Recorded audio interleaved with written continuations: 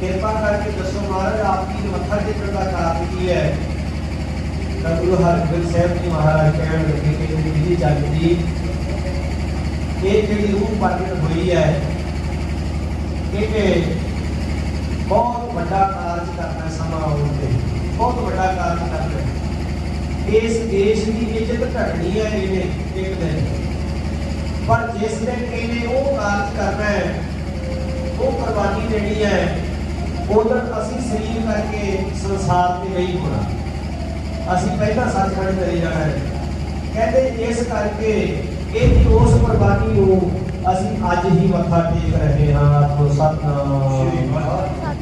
ਅਸੀਂ ਅੱਜ ਹੀ ਮੱਥਾ ਟੇਕ ਰਹੇ ਹਾਂ ਕਿ ਉਸ ਕੁਰਬਾਨੀ ਐਡਾ ਵੱਡਾ ਉਸੇ ਵੇਲੇ ਬਚਨ ਕਰ ਦਿੱਤਾ ਸੀ ਗੁਰੂ ਹਰਗੋਬਿੰਦ ਸਾਹਿਬ ਤੇ ਮਾਤਾ ਜੀ ਜਾਣਦੇ ਸੀ ਮਾਤਾ ਨਾਨਕੀ ਜੀ ਜਾਣਦੇ ਸੀ ਪਰ ਫਿਰ ਵੀ ਮਾਵਾ ਵਾਸਤੇ ਪੁੱਤ ਤੋਰਨੇ ਕੋਈ ਸੌਖੀ ਗੱਲ ਨਹੀਂ बहुत बड़ी औखी गल है। उन्होंने मापिया पता है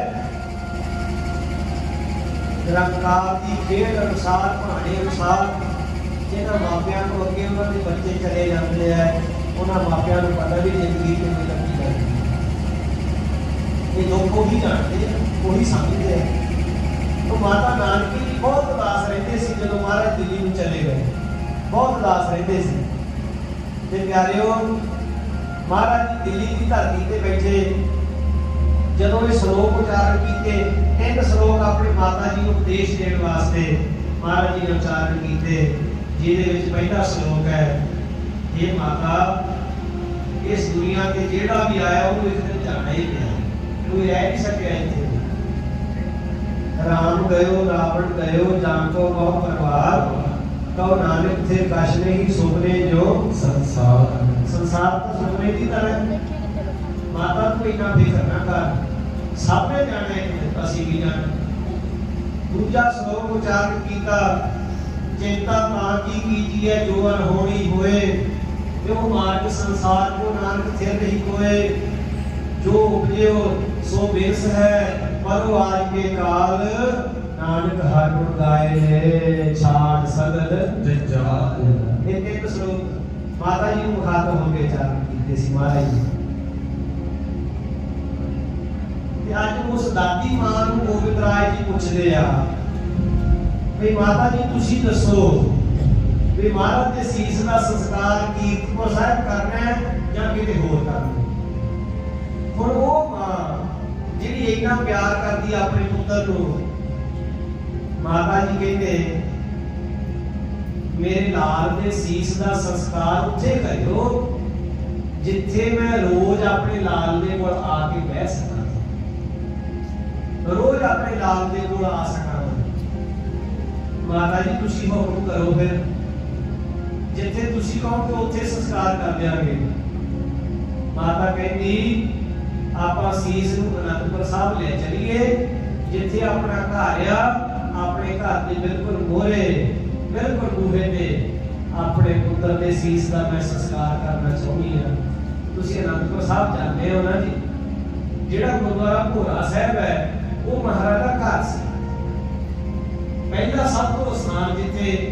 अनंदपुर की मोहड़ी कटी गई है वो गुरुद्वारा भोरा साहिब है। सब तो पहला स्थान अनंदपुर साहब का गुरुद्वारा भोरा साहिब वो महाराज का घर से तेग बहादुर साहिब का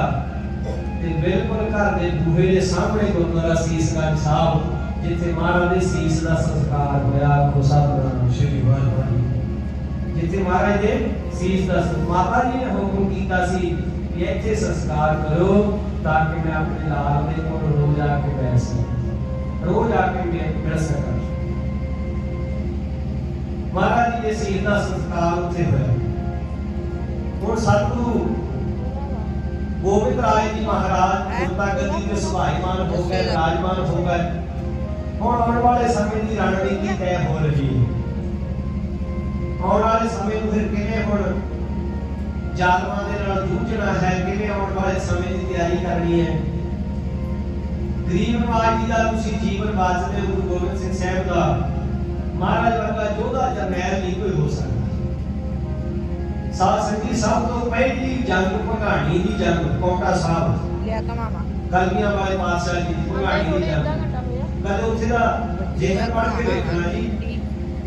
दो ही पासी फौजां बड़ियां भारियां सी 8 दिन लगातार मुकाबला होया किसी पासियों भी कोई हार मनण वाली गल नहीं सी हो रही 8वें दिन अखीर जेड़ा राजा हरीचंद है वो महाराज को बुलाता है कि आज फैसला कोई लड़ाई होगी आज फौजा भी लड़ गई आज तुसी ते मैं लड़ांगे गुरु गोबिंद सिंह को ने मंगा रहा सी राजे हरीचंद तुसी ते मैं लड़ांगे जेड़ा मारिया गया वो हार गया मारे कहते ठीक है हरीचंद मेरी यही इच्छा तो इतनी करांगे मारा सामने आ गए हरीचंद राजा कहता वार करो मारे कहते साडा असूल नहीं किसी दे उत्ते पहला वार करन दा ते दूजी गल जे ਅਸੀਂ पहला वार कीता ਤਾਂ तेरा साडे ते वार करन दा फुरना मन विच रह जाना आखो सतनाम श्री वाहिगुरू मन च रह जानी गल ते तू वार कर पहला हरीचंद कहने लगा कहता फिर मेरा वार ਤੁਹਾਡੇ ਤੋਂ ਸਾਂਭਿਆ ਨਹੀਂ ਜਾਣਾ ਮਾਰੇ ਕਹਿੰਦੇ ਸੂਰਮਾ ਉਹ ਹੁੰਦਾ ਹੈ ਜਿਹੜਾ ਗੱਲਾਂ ਘੱਟ ਕਰੇ ਤੇ ਕਾਰਜ ਕਰਕੇ ਵਿਖਾਵੇ ਉਹਨੇ ਕਮਾਨ ਤੇ ਤੀਰ ਚਾੜਿਆ ਤੇ ਸਾਧ ਸੰਗਤ ਜੀ ਮਹਾਰਾਜ ਵਾਲੇ ਜਦੋਂ ਛੱਡਿਆ ਸੱਜੇ ਪਾਤਸ਼ਾਹ ਜੀ ਦੇ ਉਹ ਤੀਰ ਲੱਗਿਆ ਮਹਾਰਾਜ ਜੀ ਨੇ ਕੰਨ ਦੇ ਕੋਲੋਂ ਦਸਤਾਰ ਛੋਹ ਕੇ ਲੰਘ ਗਿਆ ਤੀਰ महाराज कहते हरीचंदा कोई गल्लां तां बहुत बड़ियां बड़ियां करदा सी निशाना तेरा कुछ भी नहीं चंगा एक मौका ते होर दिता एक बार होर कर ले एक बार कर ले अगला बार अगला तीर चलाया उन्हें महाराज ने घोड़े की काठी च बजा उस तीर ने भी कोई नुकसान नहीं महाराज मुस्कुरा के कहते हरीचंदा चल एक बारी तेन मौका होर दिता या एक तीर होर चला ले एक बार होर कर ले जो तेरा दिल करे वो चला शस्त्र बड़े गुस्से दे विच आके ना जी हरीचंद राजे ने फिर महाराज वाल तीजा तीर छड्या जब तीजा तीर छड्या वो महाराज दे कमर कसे विच आके लगा बिल्कुल कमर कसे दे विच कमर कसे जो तुम पेटी बची हुई सी पेटी नु चीरदा होया कमर कसे नु चीरदा होया वो तीर महाराज जी दे पेट दे विच माड़ी दी चुंझ खूबी महाराज ने दस दी बाणी जिथे फिर भगाड़ी दे युद्ध दा वर्णन लिखिया ना जी उथे महाराज ने लिखिया है महाराज कहते चुबी चिंच चरम कछु घाए ना आए महाराज कहते माड़ी दी चुंझ खूबी सी को बहुता बड़ा जख्म नहीं सी होया चुबी चिंच चरम कछु घाए ना आए पर वो जब ना फिर वो तीर बजया ते सतगुरु महाराज कहते उस वेले तक साडी सुरत बड़ी शांत असी बड़े शांत चित सां पर कहते जब है बाण लाग्यो तब है रोस जागियो बस फिर कहते हुण शांत समुद्र दे विच तूफान आया महाराज जी कहते चंगा हुण 3 वार तय कर रहे हुण साडा इक्को ही सामने इक्को ही एक तीर चलाया गुरु गोबिंद सिंह साहब जी ने उसे इतिहास पढ़ लियो जाके भगाणी साहब सच्चे पातशाह ने एक तीर चलाया ते साध संगत जी हरीचंद राजे दा सिर धड़ तो जुदा होके सिर धड़ तो जुदा होके उथे लिखिया होया जी कहते 12 कर्मां दे उत्ते जाके डिग्या सी एक कर्म तकरीबन 5 फुट है हुंदा 60 फुट ਦੇ ਉੱਤੇ ਜਾ ਕੇ ਉਹਦਾ ਸਿਰ ਦੇ ਗਿਆ ਸੀ ਆਖੋ ਸਾਹਿਬ ਸ਼੍ਰੀ ਵਾਹਿਗੁਰੂ 60 ਫੁੱਟ ਦੇ ਉਹਦਾ ਸਿਰ ਦੇ ਗਿਆ ਸੀ ਰਾਜੇ ਹਰੀਚੰਦ ਦੇ ਮਰਨ ਦੇ ਨਾਲ ਹੀ ਉਸ ਜੰਗ ਦਾ ਫੈਸਲਾ ਹੋ ਗਿਆ ਸੀ ਭਈ ਜੀਤ ਮੇਰੀ ਕਿਰਪਾ ਕਰ ਮੇਰੀ ਜੈ ਗੀਤ ਗਾਏ ਰਣਕ ਜੀਤ ਆਏ ਮਾਰਗ ਦਸਤੀ ਬਾਣੀ में लिखा है तो बादशाह ऐसे जंगी करतब करने वाले दाता जी साथ संगत जी कदे 1699 ਦੀ ਵਿਸਾਖੀ ਤੇ ਖਾਲਸਾ ਵੀ ਸਾਜਦੇ ਆ ਹੁਣ ਇਹ ਜਿਹੜੇ ਪਹਾੜੀ ਰਾਜੇ ਆ ਜਾਂ ਦਿੱਲੀ ਦੀ ਹਕੂਮਤ ਆ ਇਹ ਚਾਹੁੰਦੇ ਆ ਕਿ ਸਾਡੇ ਅਧੀਨ ਹੋ ਕੇ ਰਹਿਣ ਇਹ ਰਾਜੇ ਭੀਮ ਚੰਦ ਵਰਗਿਆਂ ਨੇ ਕਿੰਨੀਆਂ ਲੜਾਈਆਂ ਮਾਰਨਾ ਲੜੀਆਂ सिर्फ इस वास्ते भी साढ़े अधीन होकर रहन। महाराज किसी की हीन मानते नहीं सी। महाराज के घर का सीधा असूल है, भै काहू को देत नह भै मानत आन। ना डर किसी को देना है, ना ईन किसी की मननी है। ये सतगुरु का असूल सी। ना डरना ते किसे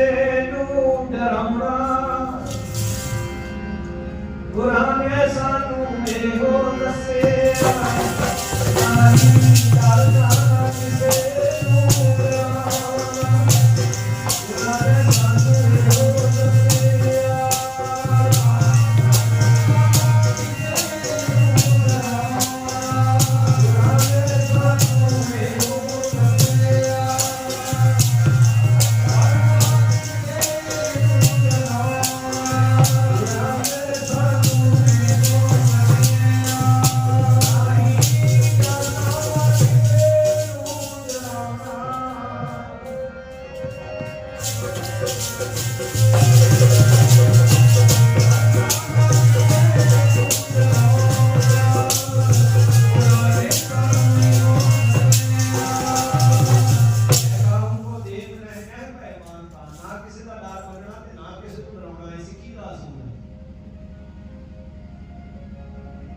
अखीरे पहाड़ी राजियां ने ते दिल्ली दरबार दे लोकां ने आपस विच ही गठजोड़ करके ये कोशिशां कीतियां कि किसी तरह गुरु गोबिंद सिंह साहब को काबू किया जाए। जंगा लड़के देख चुके सी, किसी जंग दे विच भी ये सफल नहीं सी होए। महाराज ने जीत नहीं सके। हुण इन्हां ने आनंदपुर साहब को घेरे पा लिया। घेरा पा लिया। घेरा कई महीनों तक लगातार चलता है, कई महीने।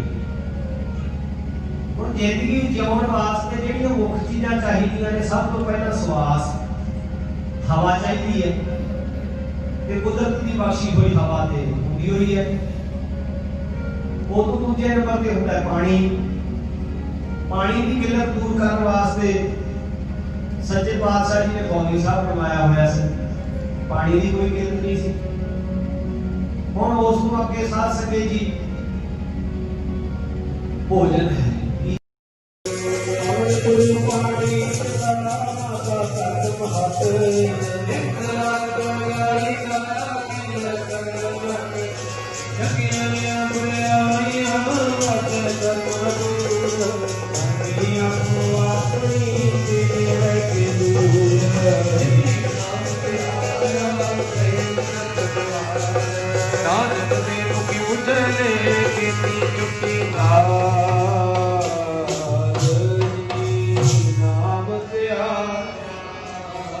गए मुसकत नानक ते मुखी उजले, केती छुट्टी। वाहिगुरु जी का खालसा, वाहिगुरु जी की फतेह। उठा